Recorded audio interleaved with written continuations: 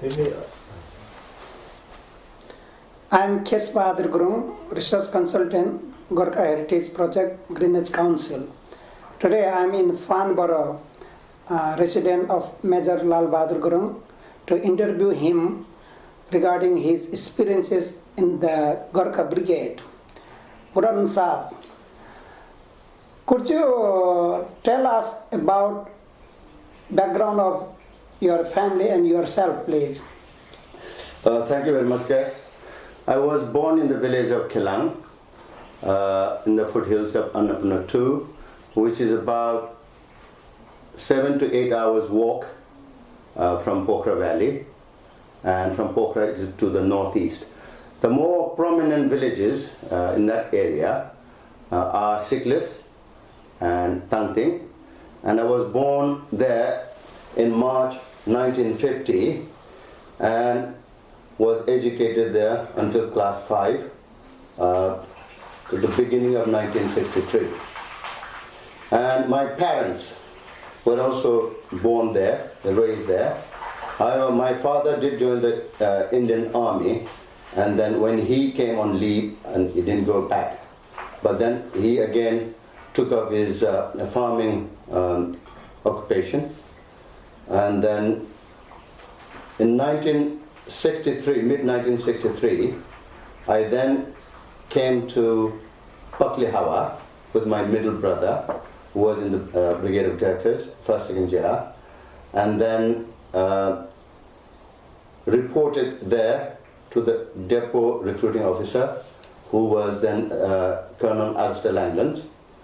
And then he then took me to his office, took the measurement of my height, and I was short by 1 inch. So unfortunately, because of that, I couldn't join the boys' service.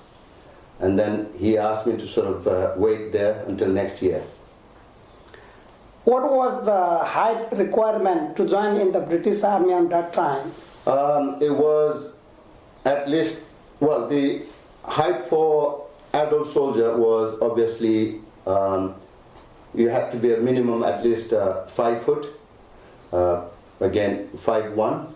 But then I went there as to join as a boys' service, and I think I was 4'10". You have to be about 4'11" to join as a boys' service. When you say your boys' service, could you explain us about what is boys' service and what is the general service? Right. Boys' service in those days was that, like, if you were about 4'10", 11", then you joined as a boys' service. You went there, and then they used to carry out the normal sort of like soldiering side of things, like as for adult soldiers, but not fully in that manner. And then they used to again concentrate and groom up to be a full soldier. But then I think they used to sort of concentrate a lot on education side as well. Then when they reached their proper height, proper weight, etc., then they would join as a full soldier. Joining in the boys' service, what was the criteria? Anybody can join in the boys' service, or there is a special requirement? No, it's again, still you have to go through the same checkup as for a full soldier. Like you've got to go through, pass all the medical side of thing, as well as, everything like they do for a normal soldier. And then again, like various tests and everything you have to sort of pass, and plus obviously luck also is to come into play. You said that you choose to go on the education rather than boys' service, and where did you go for the further education? Right.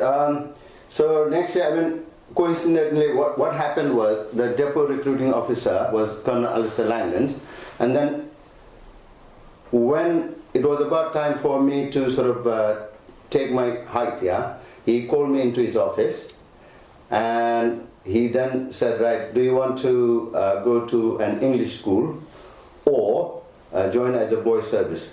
Then out of the two choices, I said, okay, I want to go to the English school in Kathmandu. And then at that time, St. James Godavari was like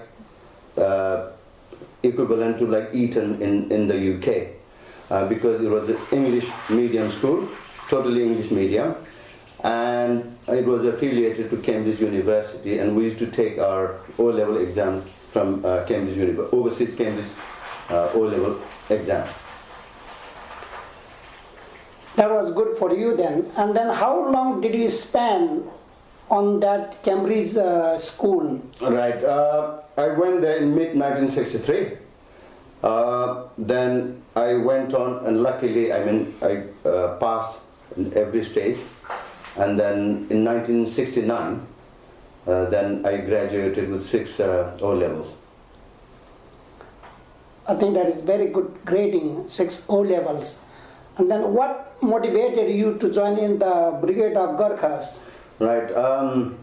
I had my 2 brothers in first, second year, and then plus other relatives, and then from my village also friends, etc., were in the Brigade of Gurkhas.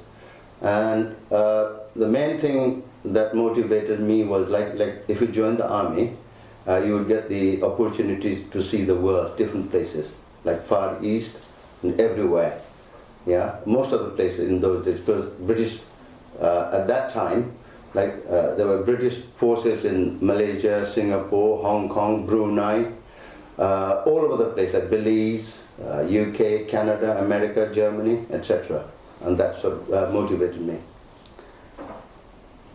So what army number were allocated to you, and where did you do your recruit training? Right. Initially, my soldier's number was 21159689, and I got that number again, obviously, in Pakliawa recruiting camp. And then, coincidentally, we were the last batch to train in Sungai Petani, north-west Malaysia, because in 1971, then the British forces pulled out from Malaysia and then from Singapore. So I completed my recruit training in Sungai Petani, Malaysia. Then my battalion was in Slim Barracks in Singapore, and then I went after 9 months very rigorous training in Sungai Petani. I went to my battalion in Singapore. But then we had to when 1971 came, we had to pull out and go to Hong Kong. What sort of experience and feelings did you get on the recruit training? Right. Initially, like as you say, I was motivated by like seeing the world. I said I joined the army, but when I came there, life was totally different. Because you had to go through, the training was so rigorous, and I thought it was going to be so easy. But then initially it was quite hard. As time went by, obviously you get used to it, and then that slowly sort of like, I came to maturity, and then thinking that it is life, so you have to sort of soldier on. And that kept me going. On that time, what was the language of training? It was in English or it was in the Nepali? It was still in Nepali, because all the instructors, section commanders, section 2IC, and all like platoon commanders, 2ICs, etc., were all Gurkhas, apart from like the commanding officer, the 2IC, and then company commanders were obviously British. But then it was conducted in Nepali or Gurkhali. Which regiment did you choose to go, and why? I chose to go to 1st, 2nd GR, or in other words, 1st Battalion, 2nd King Edward VII's own Gurkha Rifles.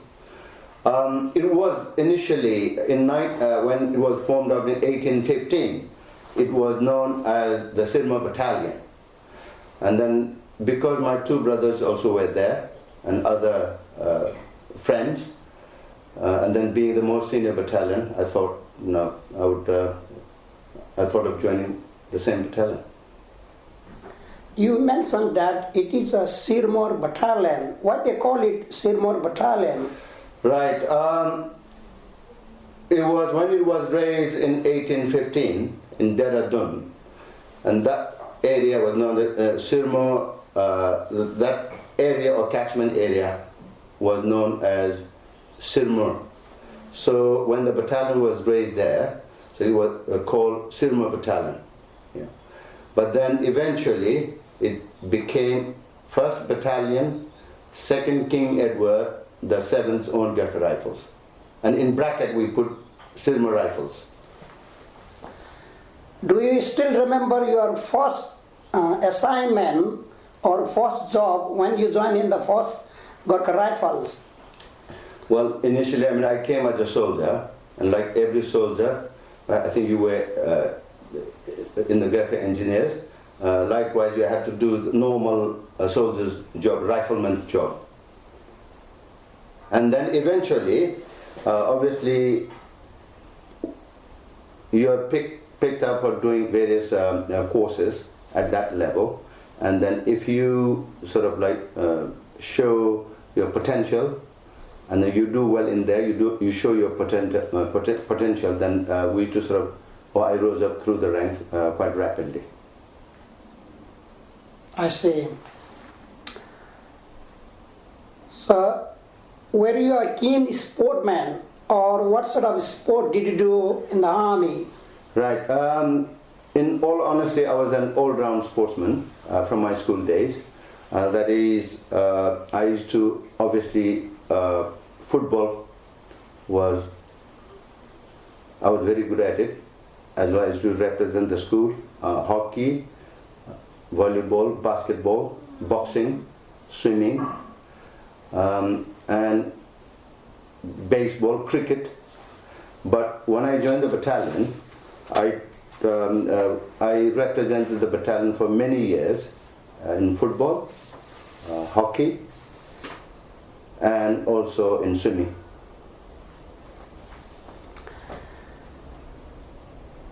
When you're saying all-round sportman, what was your best sport? Yeah, I used to excel in, as I said, I represent the battalion hockey, and for a long time, and football. Those were the two main ones. But then, just because you're an all-round sportsman, doesn't mean that you have to represent. The problem was that you couldn't represent all the sport, because then, you've got to give devote your time to certain prominent sport that you sort of like. Because I wish to do it, but then there wasn't time for me to represent all the sports. In the Gurkha Brigade, I heard that there was a Nepal Cup. Did you have any chances to play on the Nepal Cup? Yes, Nepal Cup initially, when I played in 1975, we started to win. I played first in 1975, and then from there, 75, then 76 we lost to Gurkha Engineers, and 77, 78, 79, and then we had to come to UK. In all honesty, in those days, first, second GR was like Manchester United now, or Manchester United or Liverpool, etc. So I represented the regiment, yes, for about 8-9 years, and then still we were, peaking, or we're at the top at the time. I say that is very good. Were you benefited from that sport, the skill you showed in the regiment, to the battle field or the battle organization? Obviously, like whether it be like in civilian life or army life, sports is games like football, hockey, swimming, etc. They're all team games, yeah? And you come to sort of know each other. Team spirit, that really generates team spirit. Yeah. So which profit, again, being in the army, like when you go out in the battlefield. And then the other thing that I noticed was, like even now, footballers get paid, for example, Wayne Rooney gets paid £200,000 a week. In those days, yeah, we didn't get paid that way, but then you would be recognized within the regiment, within the Brigade of Gurkhas, so that was a very good medium of getting recognition from the rest of the Brigade of Gurkhas. Now, and then obviously it plays a big part in the battlefield as well, because that generates the team spirit, and you know how to sort of use your skills in various ways. Yeah. And earlier you said that you pick up the promotion quite quickly, and also you are graduated in the St. Xavier in Godavari. Yeah. And did also 6 O-levels. Yeah. Did you have any chances to join the further promotion, such as like in that time there was the Gurkha Commission officers? Yeah. So did you have any chances to join there? Yes. It was in those days. I mean, as opposed to now, it's different. Yeah. Initially, from a soldier, you rise up through the rank. Yeah. And then you make, like, let's say, Lance Corporal to Warrant Officer Class 2, Class 1. Thereafter, then you became there to, say, a Lieutenant Cusio. Then people used to spend, or I even spent about 4 years as a Lieutenant Cusio. Then you become, as a Lieutenant Cusio, one used to be a platoon commander. Then as a Captain Cusio, you would be a Company 2IC, where the OC would be a British officer. And then out of the, like, Captain Cusio within the Brigade of Gurkhas, then they used to call a GCO board, Gurkha Commission Officer, yeah. And then by earning that rank, you used to then, one used to get the chance to share the officers' messes, quarters, etc. with the British officers. So in my time, the competition was very stiff, and it was run in 1990. I had to spend 3 days in training depot Brigade of Gurkhas in Sekong, and out there we had to do the basic physical test, like with the running, and then plus we had to, it was very stiff, like formal, informal interviews, or you had to give speeches, impromptu speeches, and then any sort of like topic that you pick it up and then you say, yeah. Planned speeches, then we had to write essays, comprehension, and a whole host of things, that obstacle courses. And once you're sort of quite old, it was quite difficult, but then it was pretty stiff. And then plus they used to set up also a battlefield scenario, and then you would be appointed as a sort of like, you're the boss here, or ops officer, right, carry on, and then you would be put through all sorts of scenarios where you had to sort of like respond accordingly. So you've been selected as a Gurkha Commission officer? Yeah. I see. What sort of differences did you find between the Queen's Gurkha officers and the Gurkha Commission officers? The difference, obviously the job-wise is more or less the same. I mean, like, we're all in the same army, we do the same job, but then being a Gurkha Commission officer, you had to sort of like do the job of a British officer, yeah. Whereas, I mean, obviously in there, as I saw, your English had to be high standard, so you couldn't sort of like a broken English and or speak a broken, because you've got to project yourself as a British officer, yeah. And then again, to reach once you reach that rank, again, they used to put you through various courses like platoon commander's course with the British officers, company commander's course, and junior division staff college, etc. So in those days, only the selected few, I think, could sort of like take in and then absorb the teaching, and then also you've got to again utilize those skills, whether it be like spoken English, written English, or whatever. You mentioned that the British officers. What does mean the British officer, and what is their role in the Brigade of Gurkhas?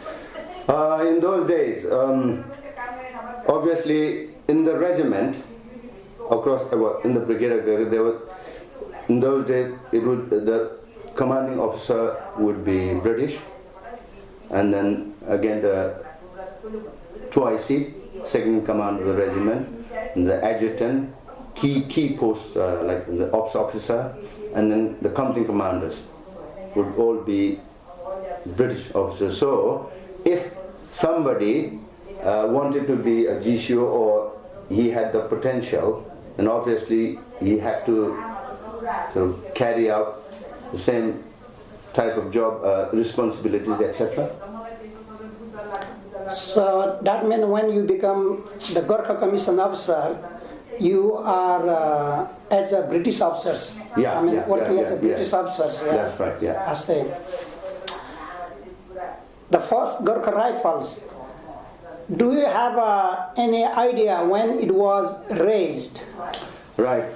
As I just sort of hinted earlier on, the Sirma Battalion was raised in Sirma State, near Dehradun, in that area, in 1815.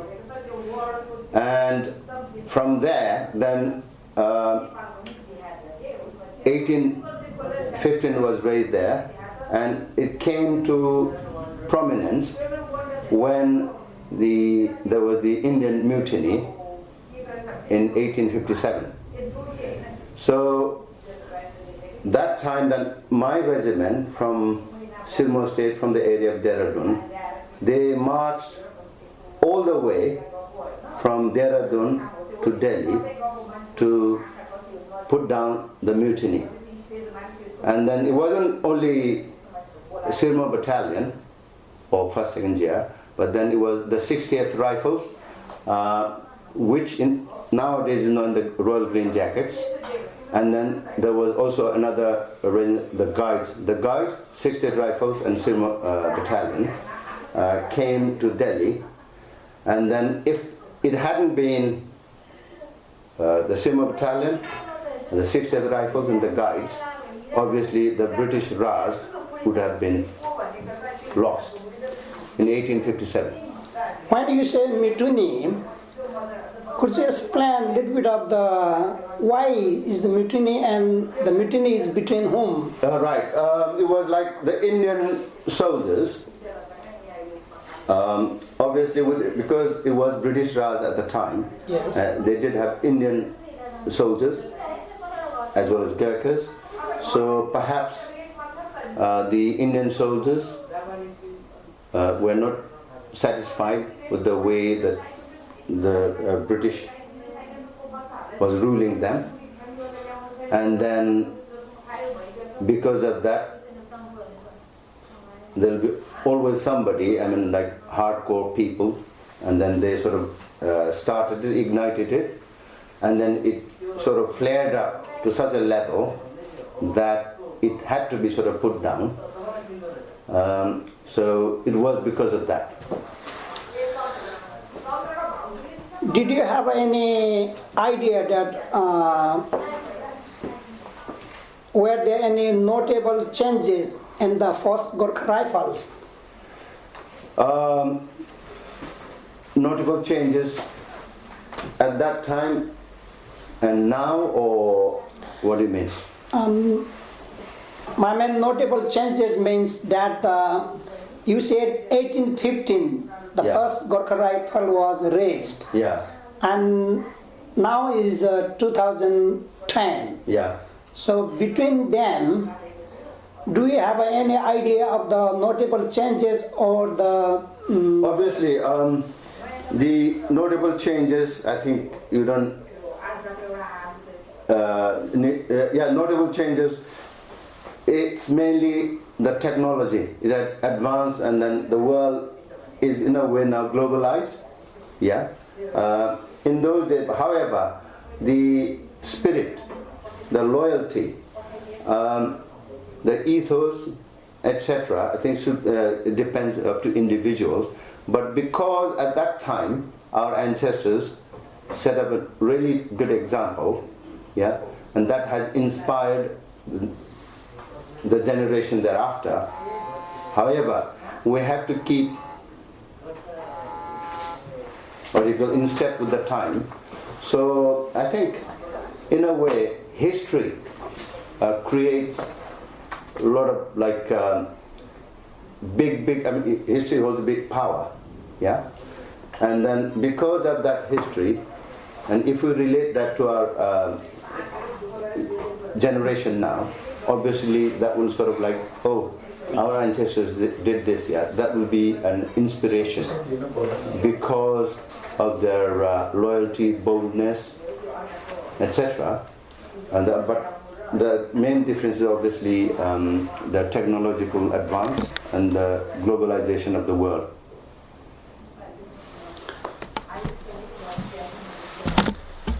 The first Gurkha rifle, first, second Gurkha rifles.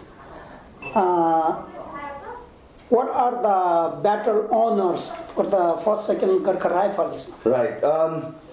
We've got battle honors from 1815. That bit, when from the time of Indian mutiny, the main one I can remember is obviously the Battle of Kunja. That is also in India. There was trouble there. They put them down. And then the most significant one is Delhi Day, being that because Sirma Battalion and the 60th Rifles and the Guides managed to sort of put down the mutiny, and then so the British Raj then still kept on going until 1947, and then at that time rifle regiments would be given initially Sirma Battalion was given colours by the British government, but because rifle regiments would not carry colours at that time, then it was Queen Victoria who was reigning. So then she decided that the Queen's truncheon, instead of colours, be given to Sirma Battalion. So that is still active, live, and then it rotates between 1 RGR and 2 RGR. So the value now is maybe above 100,000 pounds, but then the historical significance is much more than the money value.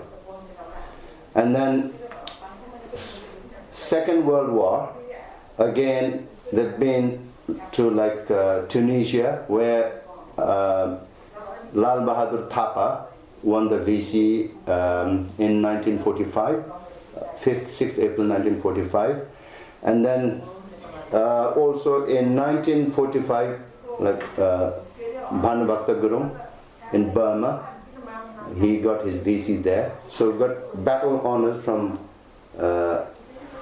before First World War, and then there is also Kulbir Thapa from First World War, who got again his VC. I think he's the first Gurkha to get the VC.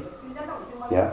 So we got battle honor before First World War, First World War, then Second World War. So we got battle honors, all three battle honors, before First World War, then First World War, and Second World War. You mentioned about the Queen Truncheon. Yeah, Queen's Truncheon, yeah. Yeah. The Queen Truncheon, could you explain a little bit more Yeah. about the Queen Truncheon Okay, it is- and how in the battalion is being awarded or is being kept? Right. It is like, again, something like a sacred piece of item. Very, very well valued. Well, the soldiers revere it like a god figure. Yeah. And then it's about, to give you a practical description, it's about 5 feet tall, but then it is constructed on the top. On the top, it's the Queen's crown, crusted silver, and then below there, then it represents the Hindu Rao's house in Delhi during British Raj time, yeah. And then there are 4 soldiers holding the crown at the gate, and with the kukri in the middle. And then it can be, then the rest, it can be unscrewed, screwed on, yeah, to put it inside like a briefcase type of thing.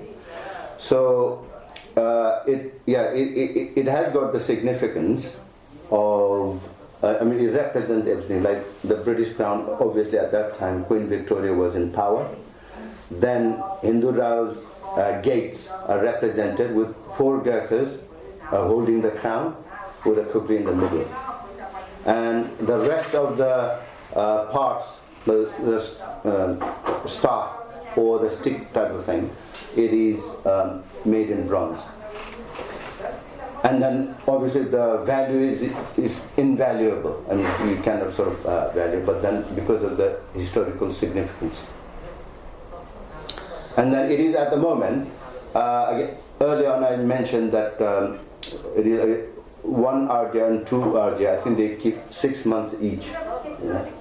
So in a year, it rotates between the 2 regiments. During your time in the first Gurkha Rifle, during your time in the first, second Gurkha Rifles, did you have any chances to join in an insurgency operation or any war or any battlefield? Not actually. I'm very unluckily I missed out in 1982. The Falklands. We were first, second year was in Church Gurkha at the time. Then we used to do a 2-year rulerman.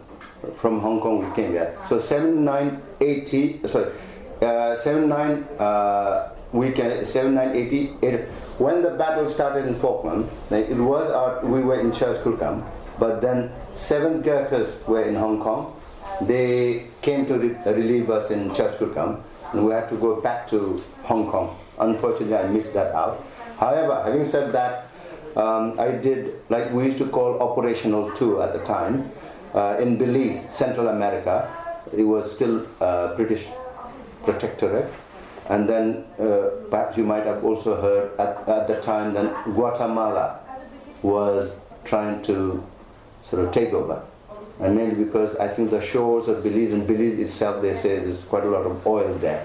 So it was quite, although it wasn't war, we used to be deployed in the jungle, setting up treetop OPs and then watching Guatemalan army deployment, etc. And we had to report back to headquarters on a sort of like 24-hour basis. So yeah, it was pretty exciting in a way, because we used to meet up in the sometime, you know, like become pretty sort of like aggressive or whatever. But then, and then saw conducting like at higher level where we had to guard, and there used to be a meeting right in the border, set up an atap house there, and then it was pretty sort of like, although there were no bullets, etc., it was very tense. What was the main problem in Guatemala there, Yeah. which raised this situation? It was, again, as I mentioned earlier on, because Guatemala, because Belize, the shores of Belize, and the shore of Belize, again, it is a tourist attraction area. Plus, it's got, again, it's believed that there's quite a lot of oil within Belize itself. Yeah.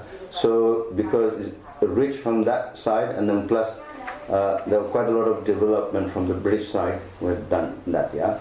And then that was the main reason, right? Because I think the main motive was because they knew there was oil there. So if they could take over Belize, then obviously that wealth would be theirs, isn't it? So I think that was the main motive.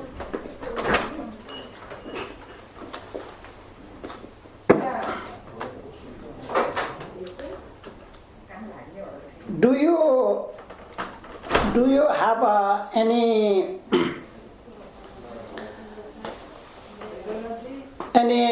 sort of very hard operation or very sort of any exercises you still notice or in your life? Yeah. Yes, I think it was 19 again when my first tour in Belize.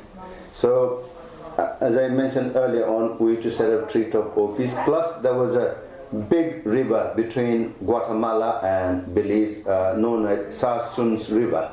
Sarson. So we had to patrol that river day, night, etc. But then, and then obviously the river was so big, like they say about even 100 meters wide. And then it was infested with crocodiles, snakes, etc. So we were patrolling at one night, and then you used to have like big dead trees in the middle, and then so what happened was on the boat that my patrol was in, we were there about 4 or 5 people, and with a qualified boat driver, and then suddenly at night time in the dark we sort of hit a big dead tree, and then the boat sort of like toppled, but then it was lucky that there was a big dead tree, and then we hung like lizards on the tree, and then we managed to sort of contain the boat. So it was like, although it was an actual war, I thought I was dead, because again the river was infested with crocodiles and snakes, etc. But luckily I survived from that incident, so I think that is quite important, otherwise I won't be here today. And other interesting things were that perhaps you might be interested to know that, okay, I was in the most senior battalion. Thereafter, then we had a sister battalion known as 2nd GR that was formed up in 1886. So unfortunately again there was a cut down within the brigade of Gurkha, British Army itself, from MOD. So then in 1992, again I had to go through the painful stage of again merging my company with another company from 2nd GR. And we became 2nd GR in July 1992. Then again I was still company commander, C company commander, and there came another amalgamation. There was again we merged with 6th Gurkha Rifles. That was in July 1994. So again, you've got about 130-40 people in a company, and you've got to send some on redundancy, some on transfers, etc. So it was very difficult at that time. Then after merging with 6th GR, I again came to become 1 RGR, and then from there, because once if there is no post in the regiment, then I was again sent to 3 RGR. At that time 10 GR was turned 3 RGR. They were in Church Gurkha in 1995. So in those days we used to call like the Eastern Battalion, Western Battalion. Obviously 2nd GR and 6th GR were from the west, Gurungs, Muggers, and then Rai Limbus from 7th GR, 10th GR from the east. So from the Western Battalion I was posted to the Eastern Battalion in Church Gurkha in 1995, and then after that then I served there. Then 3 RGR, then went back to Brunei. They merged with 2 RGR, which was 7th GR then, yeah. So then became 1 RJ, 2 RJ only. Yeah. So, and then 1 RJ then came to replace 3 RJ in Church Gurkha. Then I did my resettlement course there and then retired at the end of 1997. After your retirement, what did you do? Right. Again, what you call, it takes a bit of time to sort of settle down. I did various, like initially like gardening leave, because you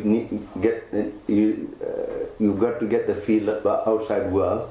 So after doing the resettlement course, then you try to find job here and there, and so various jobs, various places like with other friends we set up a security training company where we used to train like bodyguarding and various other security jobs, etc. And after that, doing bits and pieces here and there, then I did from 2002 to 2006 an RO job. It doesn't exist anymore now. Retired officer job as 2IC of 251 Civil Squadron in HQ Fort Dev in Aldershot Garrison. And again, I did that for about 4 years, and now and then I left in 2006, and because of various changes, in the army, so I've got quite a lot of experience outside world as well. Having said that, apart from the army, did you have any chances to join the other organizations? Did you take any responsibility on the other organization? Yeah. When I was still serving, let's say 95 to 1997, at the end of which I retired, there were a few Gurungs in the area, and then they then sort of like suggested that whatever forming a Tamudhi. Tamudhi means Gurung house in Gurung dialect. So then they said, so they wanted some like advices, etc. And it was established formally in 2002, and I have been involved even before that, like 96 I was involved in it, not very deeply, but from 2002 I did help out Tamudhi, which is now a charitable organization, and then that was the platform, I think, for most Gurkhas who retired here, because then slowly it picked up and then did pretty well, and then like gathering all the Nepalese together in one location. And I've been involved actually deeply in Tamudhi, and plus I served as the president of Tamudhi UK in 2007 and 2008 as well. Thank you very much. Thank you.